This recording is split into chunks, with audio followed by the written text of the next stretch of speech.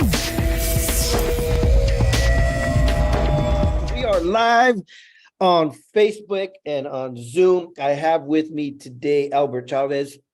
You know, I have a friend who his name is spelled the same way, but he pronounced it Cuevas. Okay. Is that have you heard that one before? No. Never heard of it. I've All right. heard Chavez with the S with the Z, but Uh, never Cuevas. Cuevas. Yeah, no, you know what? Lopez, same thing with an S or with a Z. Anyhow, if you're watching this on Facebook, we're connected. So you are either in my Facebook regular Facebook profile, or you're in the keynote speakers group. So for that, I'll just say my name is Raul Lopez Jr. I am the founder of Tag Talks, Transparency, Acceptance, and Growth. And we really want to get into this group a couple times a week and give some inspiration and or training, right? So today I got Albert Chavez with us, and he is part of our program. Even before he joined us as our part of our program, he was speaking and sharing. He was passionate about transformation, right? Mentally, physically, the whole thing. Albert does a lot of stuff with men specifically. I think he's broader than that, but he will tell us more about it himself and be able to introduce himself. But we're having some fun. Albert is part of our coaching program. He spoke at our last event, and then he's going to speak as a VIP speaker at Tag Talks in Dallas. It's going to be super fun. In the group, you can see a lot about what we're doing in Dallas, Texas. You can see the links. We have the dates confirmed now. We got a beautiful hotel venue where people will be able to come to the venue and stay in the same hotel. Sometimes we do it a little bit different than that. So it's going to be a great Dallas event. But today I want to talk to Albert and listen a little bit about two things. Why is it so important in business to share your personal story, and how important is it that your wisdom gained from your personal life is what you're coaching on, right? That's where the passion comes from. So Albert, introduce yourself, tell us a little bit about you, and let's get this started. Yes, sir. Well, first of all, I want to thank you, Raul. I really love your platform. You know, I was introduced to you, I think about a year ago. And I think one of the reasons why I wasn't really sure is I wasn't sure about myself. Yeah. You know, what I've learned about trust is usually we don't trust because there's something that we're still not good with ourselves. Mm-hmm. And you have a saying, I have a saying, you know, when the boy is healed, the man will appear. Yeah. And I think that's so true. And part of my message is this: it doesn't matter what background you have, good, bad, or the ugly. You could have been abused. You could have been had the best upbringing ever. You're gonna have some trauma at some point in time. You're gonna have something, because if you grew up in a great house, you know, maybe you weren't loved by your parents, or maybe you were expected to understand things, and so you did things on your own, but you wanted some nurturing. Or maybe you were someone like myself who the cards played out to where his mom didn't make him important. So she left at an early age and decided that men and drugs were something that she needed to do because she wasn't healed. Or maybe it was your father who abused you physically, mentally, and verbally because he was going through stuff that you didn't know. But as a kid, you don't know these things, and you absorb all of this emotion that you don't know what to do with. So what eventually happened to me is I never dealt with all of these quote unquote issues as a young man and adult, and I masked them. I masked them by being married. I masked them by having kids and being a father, being involved in sports. And then when the time came when I was 47, when, as you and I talked, I had this point of view where everybody left me in my life. Like I was drinking a lot. I was people were leaving. My kids were leaving. Girlfriend, everything was leaving. But what I came to the grips was I pushed them away. I pushed them away because I wasn't healed and I didn't deal with my stuff. So what I had to do is, because I fell so far, and I got arrested for being a dumbass and alcoholic and just doing stupid stuff. I pushed my kids away because they couldn't trust their dad anymore. I did all these things, and I had to face the mirror. I had to stop looking through a window. And blaming everybody and say, what are you doing, Albert, to cause this frustration in your life? And it was at that point when I made the decision not to just talk about it, but to seek support and raise my hand. That's when the journey started in 2020. Powerful, man. It's so once we figure that out, what you just did, we could look at it and go, and I'm talking for myself now, but we can look at it, I can look at it and go, man, it was so easy, right? But man, it takes years. Like, I mean, 30s, late 30s, 40s before we can actually look at ourselves and point at ourselves, right? I say this all the time with different people that I've coached over the years. And I go, if you're an individual, and you just said this, basically, if you're an individual and you have problems with everybody around you, you got to look at yourself because it's probably you, right? I mean, if you're an individual and you have 10 people around you and you have a problem with maybe one or two, it might be them, right? I mean, we all have our own stuff, but it might be them. It's their issue. But if you got a problem with everybody, you got to get that mirror and you got to look at yourself. You're the common denominator. Yeah, exactly. So when we recognize that, and that's the hard part, right? At first, that's the hard part, is to be able to recognize it and then stop blaming other people. Like you just said, it's your fault, it's your fault, it's your fault. You did this, you did that, you did that. No, what am I doing? Right. And I use this term a lot too. Like I know we have a lot in common in regards to what we've learned as men, right? Yeah. Heal the boy and the man will appear. But I use this term all the time, that what we see in others exists in us, right? What we see in others exists in us.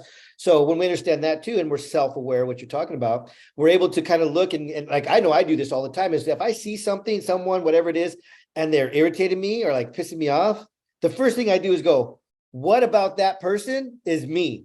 Because there's something that's irritating me, right? And the good thing is when you see something you love about somebody, you can do that too and go, what about that do I love, right? What is it about me? So we don't just have to badger ourselves. We can look at both sides. But key that you and I have both figured out is we got to look in the mirror. We got to look in the mirror and stop looking and pointing at other people, because life happens for us, right? Not to it. And we figure that out.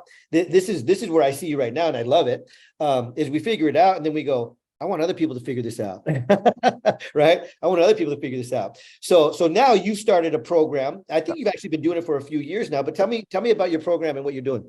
Yeah, so in a nutshell, I didn't know it was a program. So part of the journey in 2020 is when I sought support, it was to heal myself, right? It's all these things. Is I found myself during 2020. COVID was the best time, by the way. Yeah. Because I was forced to, and I talk about it in this book I'm writing, is forced to go on this long trek with solitude, with fixing my body and my mind, and really going on this long journey by myself.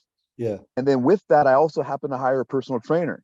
Yeah. So I had these two ideologies. And so long story short, in 2022, last year, on my 50th birthday, I'm in Cabo, and I'm in great shape. I'm in better shape now than I was then. So, but I'm at this pool and everybody's like, so who's 50 here? Because I had some hats that said 50 as AF on it, right? Yeah.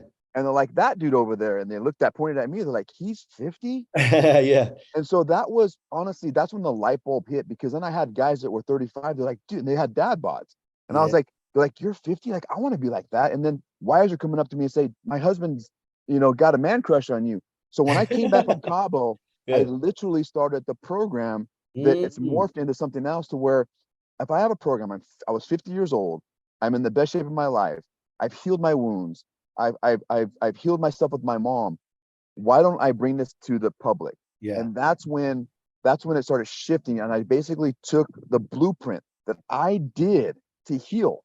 Yeah. Yeah. And I just put it into 4 simple processes to where follow this and here's how you can change. Amen. And that's what it's been morphed into. And the basics is this: it's figuring out how to heal yourself, which is this mindset part.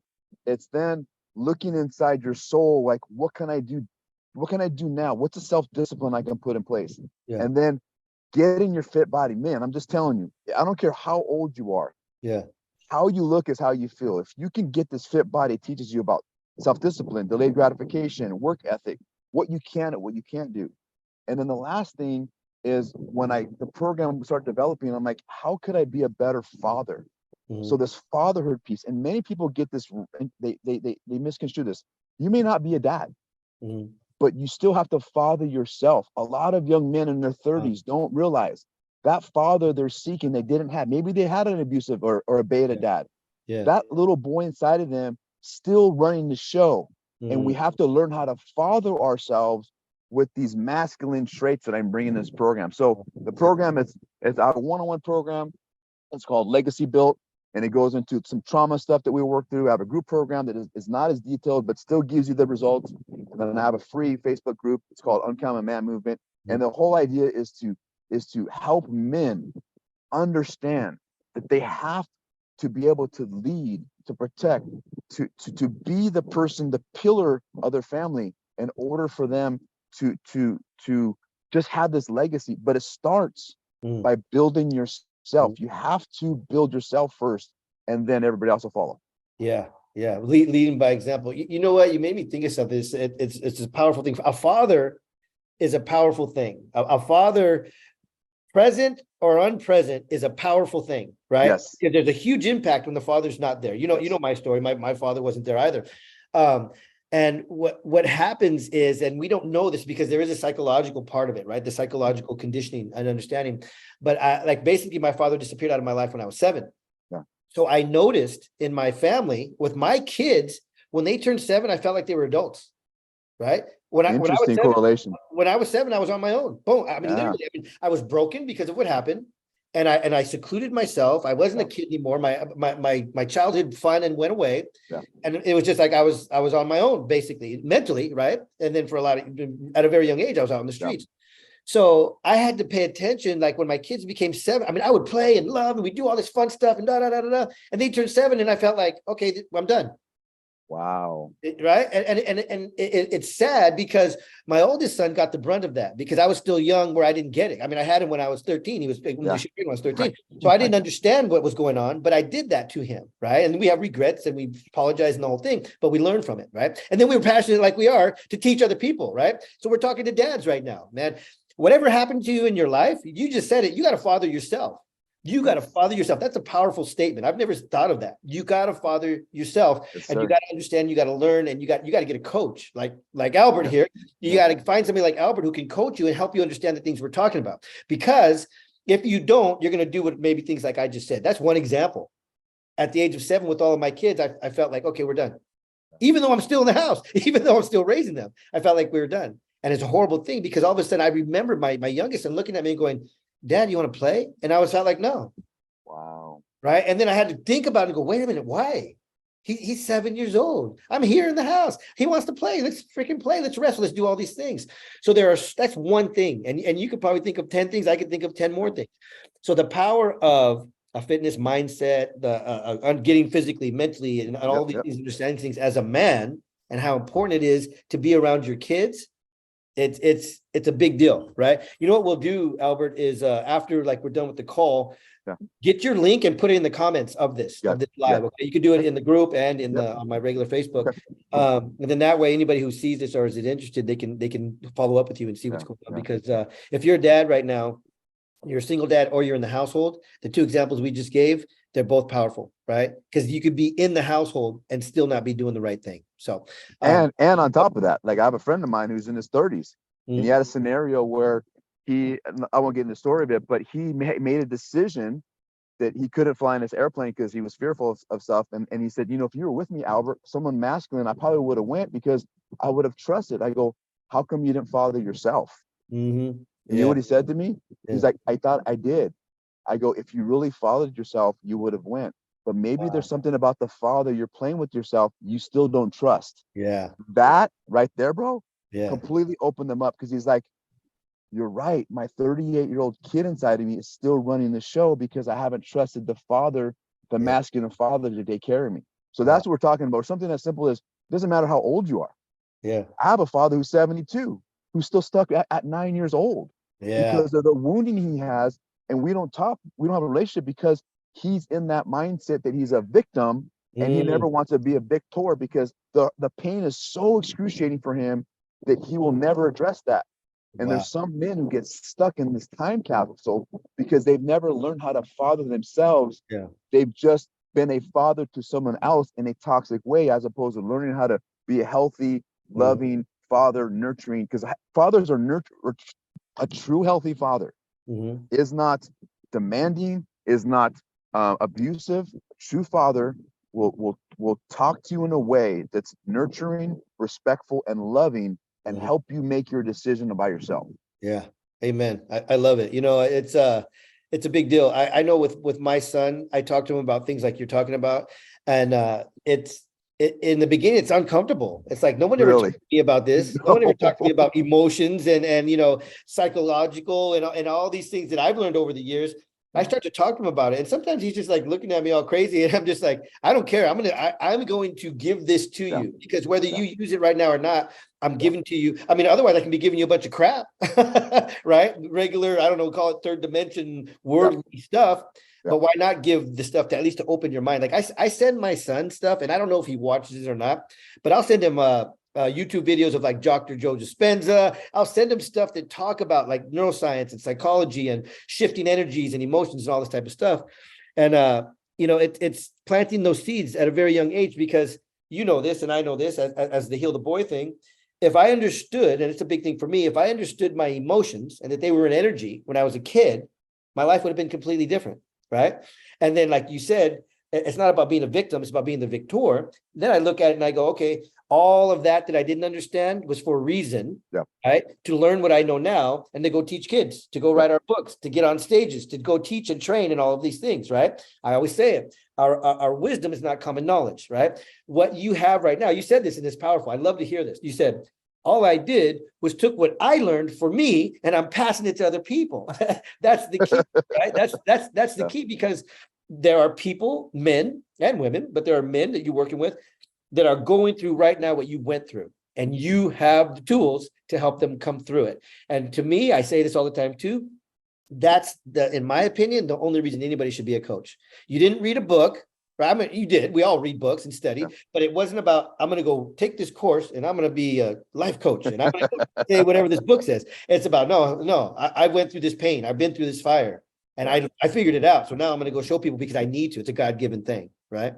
Last thing on fatherhood that I've noticed too, is that a lot of people, if you go to the religious side of things, and I don't say religion, but maybe the spiritual side of things, but there's a lot of men and women who don't believe in God, because God is thought of as a man and as the father, because they didn't have a father either, or their father treated them really badly. So they picture a God that they're like their father treated them or disappeared in their heart. So they either don't believe, or they go, why would I want to even think about that God? Because they're thinking about their father.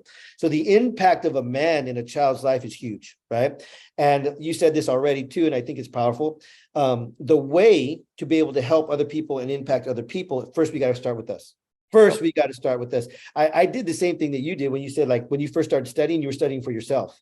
I took so many courses and things that I got certified with all this crap. I never tell anybody I got certified in all these things, but it was for me. That was it. I was trying to figure me out, right? And I did, and I figured a lot of stuff out, and then now I teach it and train it. So good stuff, man. Let's wrap up with some final thoughts from you. Invite people maybe to where they can find you and things like that, and then we'll move on. Yeah, I'll leave it with this. What I didn't share is through my process, I lost my adult kids for a little bit. I lost their trust. And I'm in San Diego right now with my son, who we were estranged for a while. And to be in San Diego for a week with him, many people don't understand like how we got here from where we were. The key was this: when I fell, I didn't go look for help from them. I didn't go seek any type of retribution. I healed myself, and then along the way had to build trust on his terms, on my daughter's terms, on my other daughter's terms, without looking for a result or expectation from myself. It was the continual showing up, the healing, the changing. I got rid of my vices. They saw this growth, and through that, I was able to earn their trust back. So wherever you're at, I don't care where you're at with your kids, you can lose them as quickly as you got them, and you could also get them back with time. But you have to first go in understanding it's your responsibility to fix yourself, and it's your responsibility to have zero expectations for the hurt that you gave them to receive you back.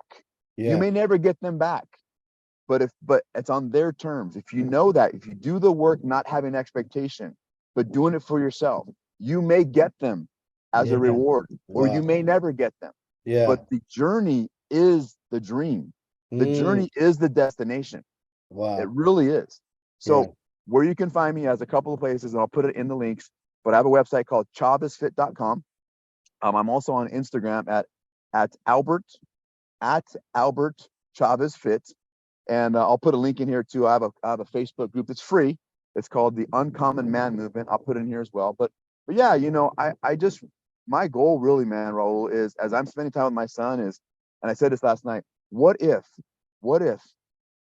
as fathers we can reconnect with our sons in a healthy way where they can build trust, and then when they have kids, they learn what you learned, with the failures. And then what if your sons out there could heal their relationship with their fathers by surrendering? Like, there's this, imagine the impact that just this simple masculinity with men, instead of being adversaries, we can be partners together.